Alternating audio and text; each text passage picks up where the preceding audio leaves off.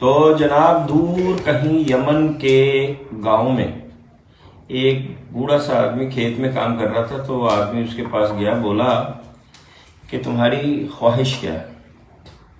اس نے کہا کہ میری خواہش یہ ہے کہ جب میں مروں تو میں ندیف اور خفیف مروں۔ تو اس سے پوچھا کہ بھئی یہ ندیف اور خفیف کیا ہوتا ہے؟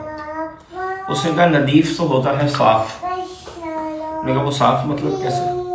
اس نے کہا یہ کہ بھی میرے اوپر بہت زیادہ کوئی گناہ نہ ہو، میں گناہوں سے صاف ہوں، نمبر 1۔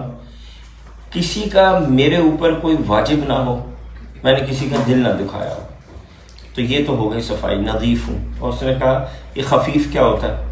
اس نے کہا کہ یار کوئی بہت زیادہ کسی کا قرض نہ ہو میرے اوپر، بہت زیادہ میرے پاس ایسی جائیداد نہ ہو کہ میرے پاس میرے جو ورثہ ہیں نا وہ لڑائی جھگڑا کرے، کچھ میرے پاس نہ ہو، بس میرا ہاتھ خالی ہو جب میں دنیا سے جاؤں۔ تو یہ ہے پھر کہ دعا یہ ہے کہ دنیا سے نظیف و خفیف جانا۔